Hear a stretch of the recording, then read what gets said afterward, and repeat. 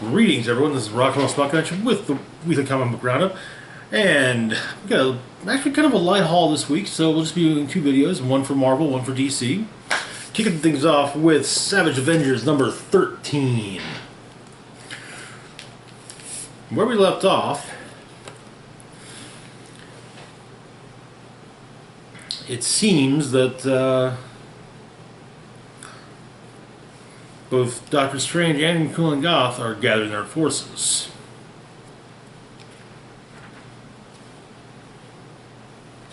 So the issue begins. Doctor Strange explains that a few years previously, New York was under the thumb of Cool Goth. The combined efforts of Doctor Strange, the Avengers, and the X-Men were what were necessary to overthrow him. Only a handful actually recall what happened. Goth has returned, however, and this time he's even stronger than previously.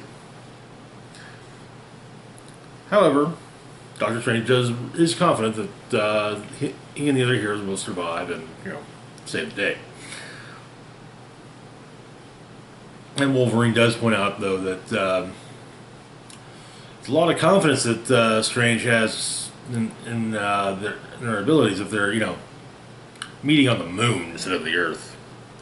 They being Wolverine, Conan, Elektra, Damian Hellstrom, Magic, Black Widow, Doctor Strange, and Dr. Voodoo.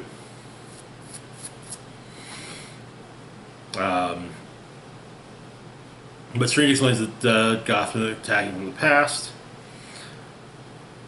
and he is as powerful as he is. Strange can't rule out the possibility that he gets knowledge of the future.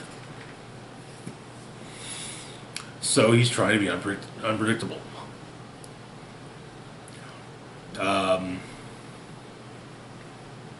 Apparently, not even the Eye of Agamotto knows where Cool Goth is.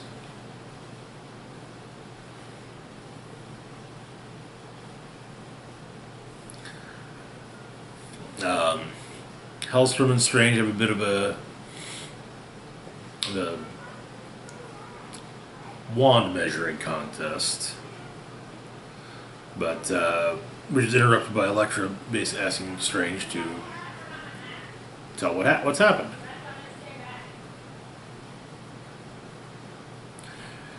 And adding that he can. That what makes Goth such a powerful sorcerer is he's found a way around the years upon years of study. Cannibalism.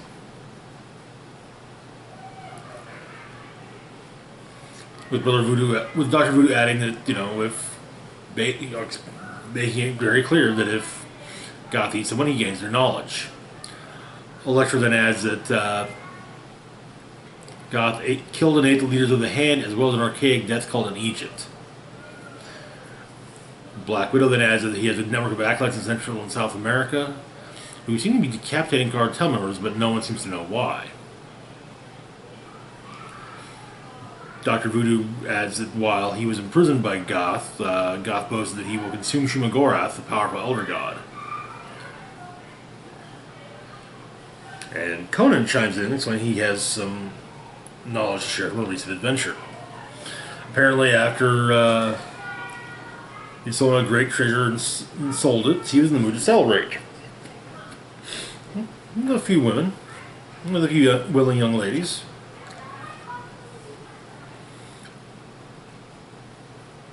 And it's explained that some of the women were afflicted by a certain weakness, cocaine addiction. Conan explaining he likes his drinks, but he doesn't trust the other vices that he encounters in this world. Calling it slavery without the iron around your neck.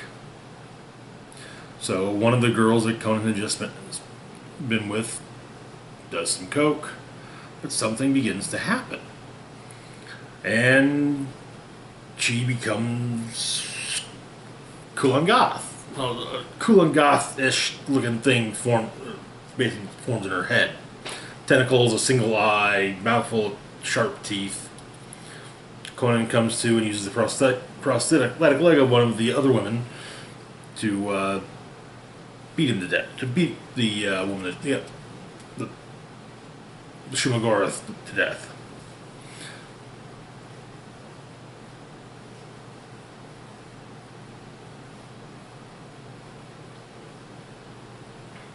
But after hearing that, Dr. Voodoo explains that vision he had makes more sense. In the vision, he saw Shumagorath as a parasite upon humanity, and then he witnessed Kulangath feast upon the parasite.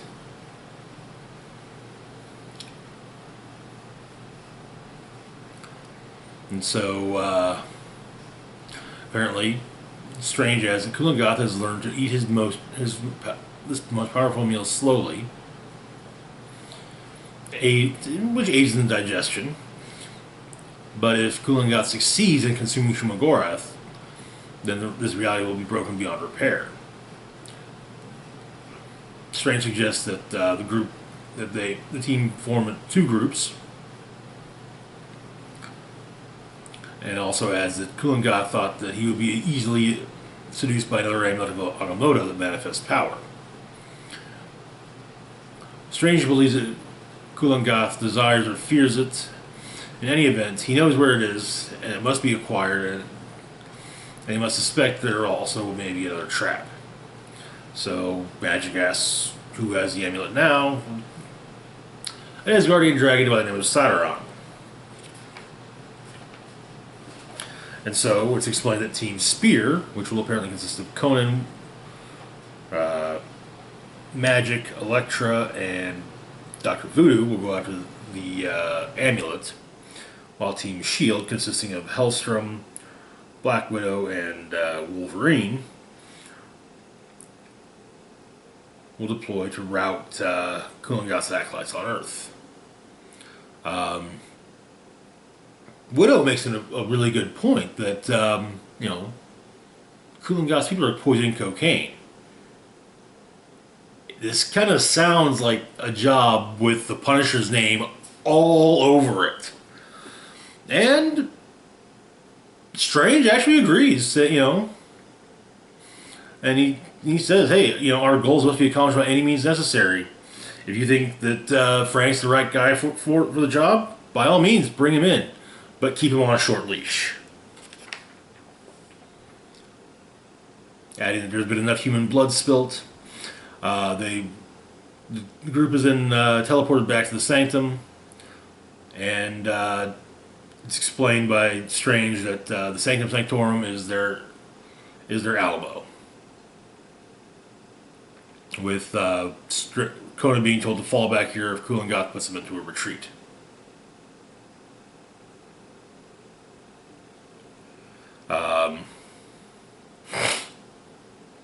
But they're also going to look for additional allies, aside from just the Punisher. And Logan asks Strange which of the teams he is on, though Strange adds that he'll do his best to watch over both, but he has a welfare check to make. And apparently Magic has already kind of has an idea of who or what the welfare check is upon. And yes, he confirms her suspicions by saying that the welfare check is on none other than Shumagorath.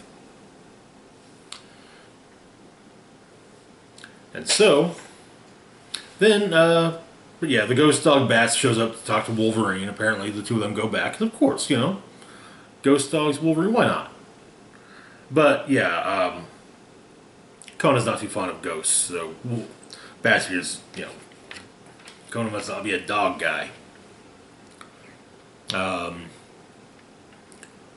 Orb of Agamotto has found Castle. So Black Widow says she'll go after him and asks Hellstrom for a lift, and Hellstrom does say that he does opine that the Punisher has one of the most damaged souls he's ever seen. To which Widow simply says, "Fortunately for us, that's true." Electra asks how they kill a dragon, and Magic simply says, "Which recipe do you want to use?"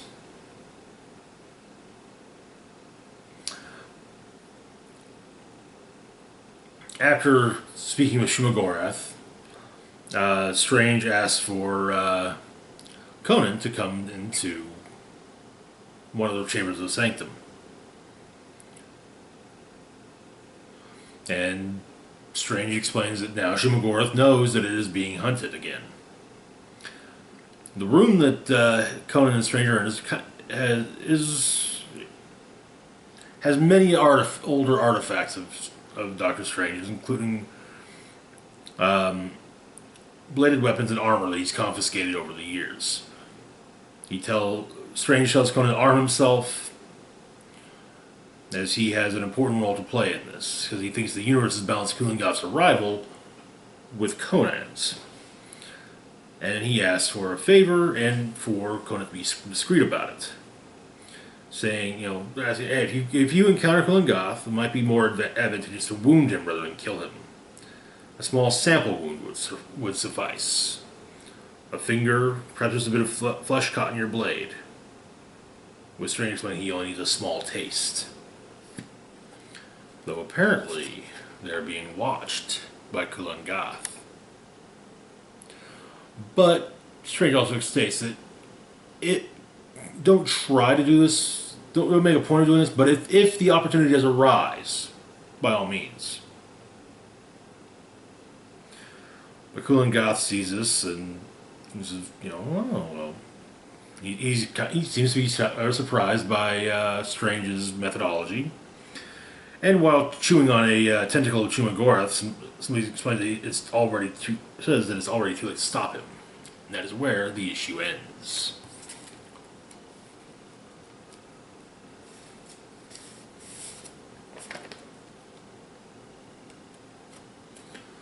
Which brings us to the one-shot, Black Widow, Widow's Sting. So this takes place in the olden days, at some previous point in Marvel history, post arrival of superheroes, but before things like the fall of S.H.I.E.L.D., so on and so forth. Black Widow is infiltrating the Long Island estate of Magia boss Silvio Manfredi, aka Silvermane. Gas bombs, martial art, a hidden gown, and it turns out that that she's not the first agent being sent into Manfredi's home. The last agent sent in dropped contact months ago, so Widow's going to have to seem like she belongs if she has any hope of accomplishing the mission. She meets Manfredi as well as his bodyguard, Man Mountain Marco. Explains who she is, claiming that she's the number 2 man of Carlos Marcella from New Orleans. Well, turns out that Manfredi's having basically he's planning to take over the Magia. Invited the heads of all the families, basically just to say, yeah, I'm taking charge. Half of everything you make goes to me from here on out. Everyone says, well, we can't, no. But turns out he's got the wand of Watumb. And so he basically uses the power of the wand to, basically say, yeah, you're going to give me half of your profits from here on out. This is a negotiation. This is an explanation.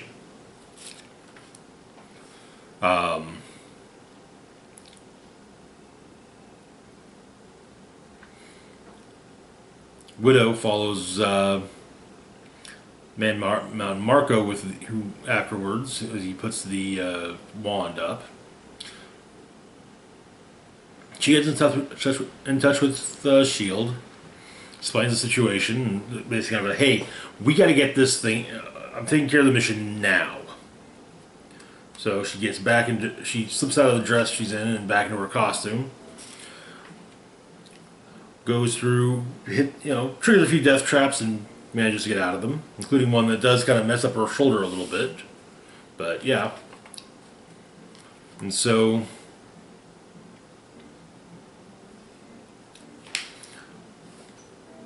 She gets to the wand, only to discover that it's a hologram. She fights Mountain Marco, who's holding the real thing. Eventually does manage to take him down. Knee, boxing his ears. Yeah. If you hit, just the right hits here and there. Knocks him out. When Silvermane shows up, having revealed his cybernetic nature.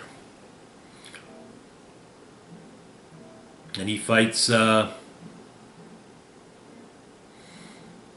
and Widow fight. The other agent, however, who was a masked woman at Silvermane's side, distracts him. And because of the distraction, Widow's able to get to his back and use her Widow's bite on his cybernetics, which does mess things up quite a bit. The extraction comes. Agent Astra the previous agent explains that what her mission was, what happened, and how she survived. She got by hoping S.H.I.E.L.D. would send someone else to stop Silvermane. Or if he's given in despair, and when she saw Widow that night, she knew.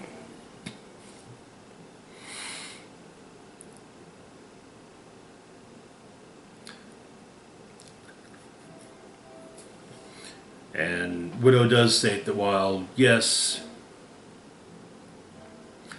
S.H.I.E.L.D. can repair Agent Astra's face, there are other scars that she has from this ordeal that will never heal. And that is where the issue ends.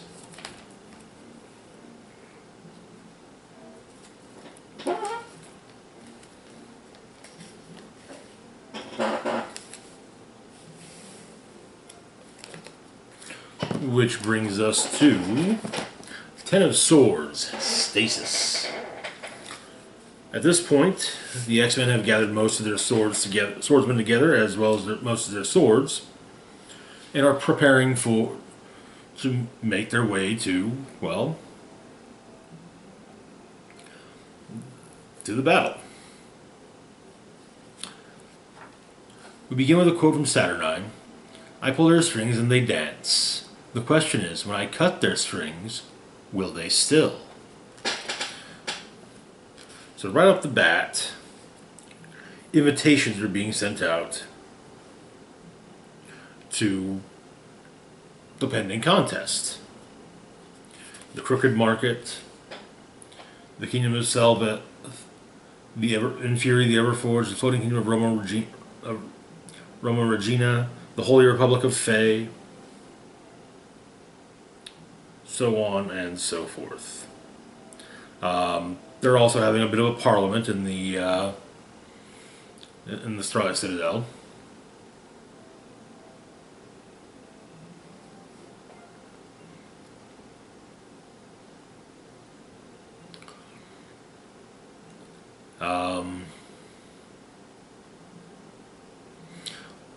Blightspoke has made a request for open border movement between the provinces. However, it is at this time denied. But Sheriff Gia Whitechapel of Blightspoke basically says, they're not interested in a vote. Places like Mercator can't lock us out forever and still claim a seat at the meeting. Mercator not even basically being present, but not voting, not speaking, doing nothing during the whole meeting. But Whitechapel says that her posse and her will go in, take a look around with or without permission. Merlin is just like, are you proposing an invasion of another of the territories? Hey, you're new here, so we'll cut you some slack, but a precedent has been set. One that allows each province to defend their borders staunchly. Before turning his gaze to the representatives of Dryador, saying, despite what the brazen assumption of Dryador's seat would have us believe. As both as two of the horsemen are now the representatives of Dryador. Merlin then demands justice for the fallen realm of Dryador. And it is explained that by the horsemen that Dryador has been... The childless king of Dryador has been killed. Every drop of their ocean is poisoned with Dryadori blood. They have not killed Dryador's leaders. They have killed Dryador. The seat belongs to Araka, which in turn belongs to Amynth, and they claim it thusly.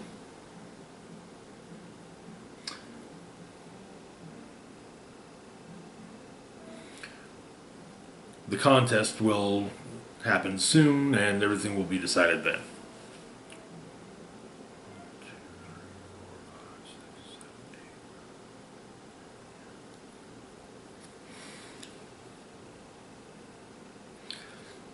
On Krakoa,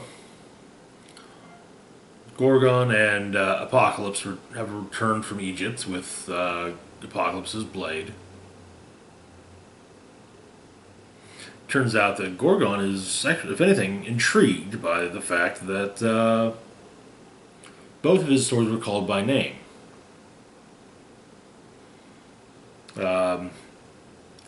Cable suggests that Apocalypse give the group a pep talk, and actually he does. He puts it, sword bearers. Most of you are mutant. You have tasted the sweetness of immortality, an evolution of our people. Now we step into the other world, where all realities are one, and your defeat will mean the death of Krakoa, the death of this earth, and the death of you as you are now, never to return. So when you draw your sword, you must not fight like a human who stands to lose a few years of toil, but like a mutant who stands to lose forever in paradise, for if you do not, you will not be the first immortals I have watched die. And we learned that in Otherworld, the Arako sword bearers have gathered. We then get the prophecies of the sword bearers of Arako. If you'll recall, I can't remember if it was chapter 1 or chapter 2. I think it was chapter 2, the X-Force, or the X-Factor issue. We got prophecies for the sword bearers of Krakoa,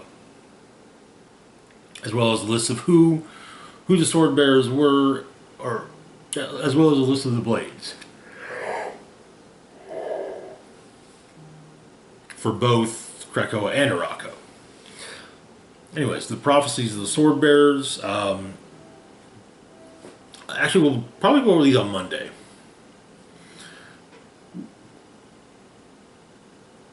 So in the last watchtower in the fallen kingdom of Dryador, 3 days previously, the prophecies are announced by Pestilence,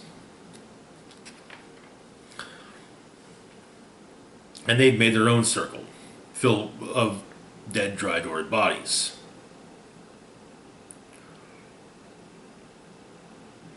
Summoner explains that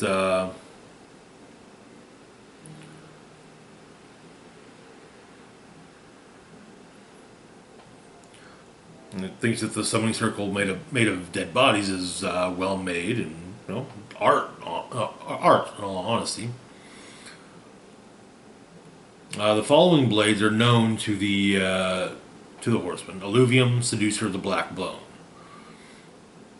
Those blades are known to them. They've seen them with blood, some of it their own. However, there are those that they haven't heard of. Death explains that if the words that Pestilence has spoken are true, then the blades hidden from them will be wielded by those who are not. Though the taste of some of them will be as ash in our mouths.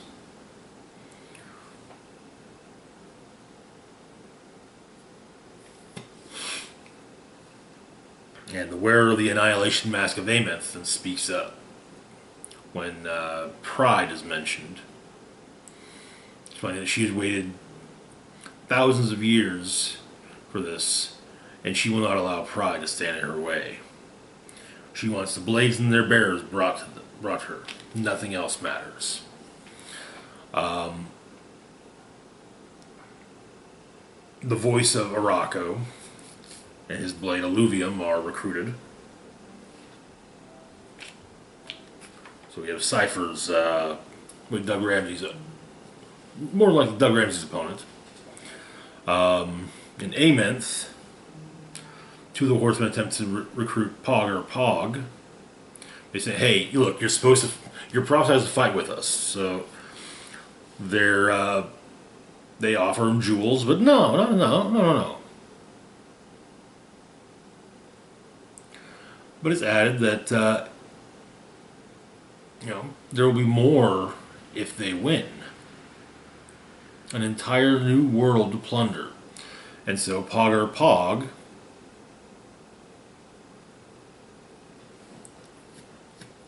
declares that he's definitely fighting on the side of Morocco. Next up we have Bay the Blood Moon and her blade Seducer. Summoner recruits her after she's just killed a beast with it. She's already heard about the contest and is like, okay, where is it? Let's go. Lead the way. The offer is, kind of stretching things a bit. In Amenth, the White Sword of the Ivory Spire is recruited by two of the horsemen. And there's some bandying about words, but he's in. Next up, Iska the Unbeaten and Mercy. And yeah, Mercy goes, "Hey, here's what's going down." Iska's like, "Yeah, alright, I'm in." In Amenth, Death and the Black Bone of Amduat. Well, Death claims the Black Bone of Amduat, his blade. And soon the 10 are all gathered together. The Blades of Morocco. We have Vermilion, the Sword of War. Colony, the Sword of Summoner. Solemn's Murmasa blade. The White Sword of the Ivory Spire. This blade Purity. Alluvium, the blade of Red Root of the Forest. The Black Bone of Amduat, Death's blade. Iska the Unbeaten's blade Mercy. Bay the Blood Moon's blade Seducer. Pogger Pog's blade Pogger Pog. And we have the Midnight Blade of Annihilation. At the Starlight Citadel, the Krakoan champions arrive. They are kind of suspicious about things.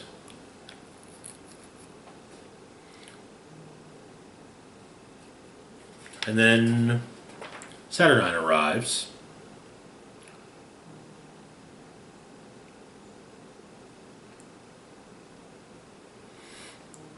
Taunts the Krakoan champions.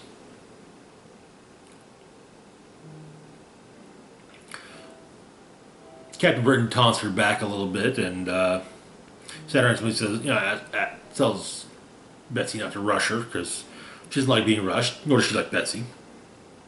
And she's had chambers prepared for each of the guests so they can freshen up before the evening's feast in the Hall of Fallen Manners, where the champions of Krakoa will meet the champions of Morocco. Upon arriving in their chambers, each of the champions find a tarot card awaiting them.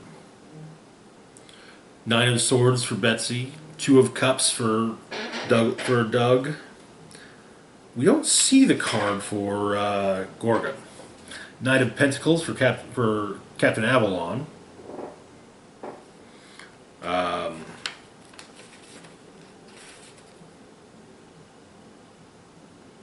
Page of Wands for Magic. The Fool for Cable. Strength for Wolverine. Death for Storm. And the Lovers for Apocalypse. Which of course infuriates Apocalypse to no end.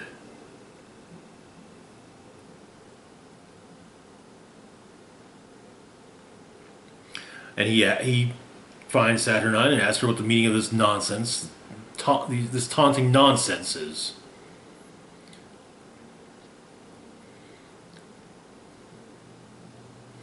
She claims it's just a card, nothing more, and it shouldn't let him get so. It shouldn't get him. He shouldn't let it get him so upset. The conversation continues as she makes her way to her next meeting.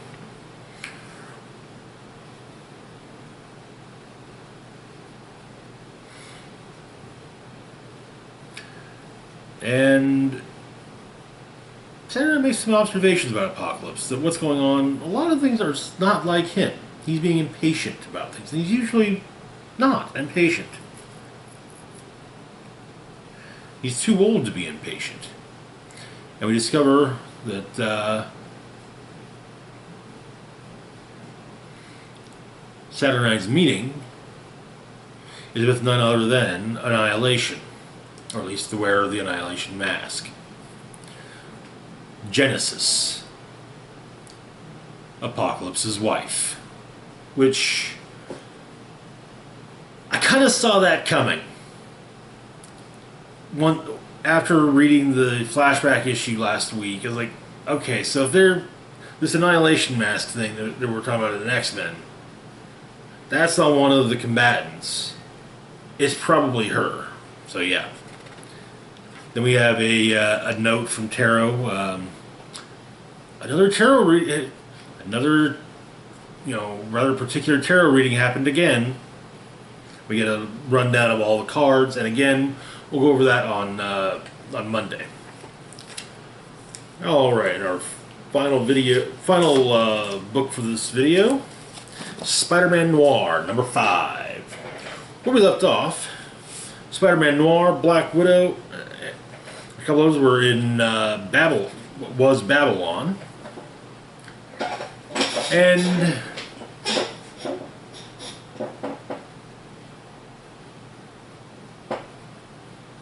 turns out that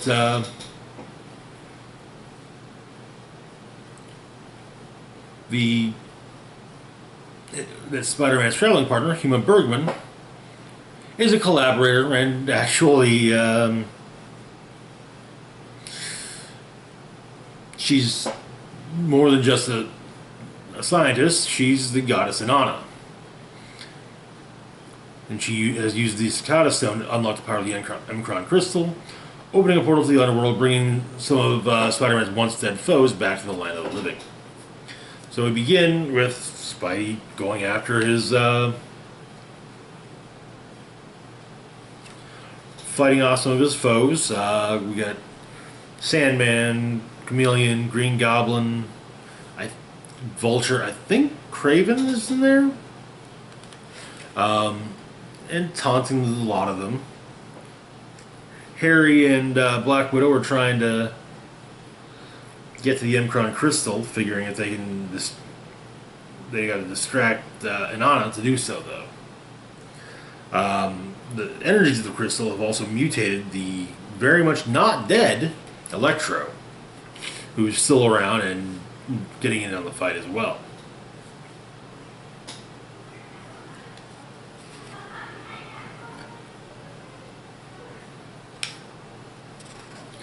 And so Spidey gets an idea. He can't do much to the crystal. But maybe, say, a power not of this earth, like a goddess, could. It seems to, but Spidey gets hit with a blast of energy and ends up back to Black Cat. Runs into his Uncle Ben there, explains that he died, came back. It just last week. No. But Ben basically says, hey, you gotta get back to it, kid. You're just passing through right now. Can't, you gotta go back to it. So, he does. But first he runs into Holly Babson, the young woman who was found dead at the Black Cat in the first issue. Turns out she is Inanna's sister, Reshkigal. And she gives Peter something, an egg, and looks again, and it's a spider totem. And we see Reshkigal's spider-like nature. Then her feline nature.